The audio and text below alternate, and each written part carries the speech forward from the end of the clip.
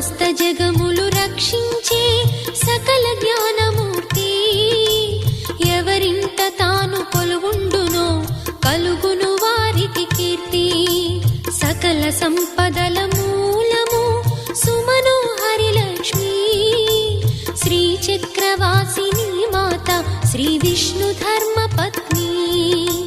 తనని నమ్మిన భక్తులకు దరిద్రమును బాపు, కొలిచెడి వనితల కొంగులలో బంగారము నింపు.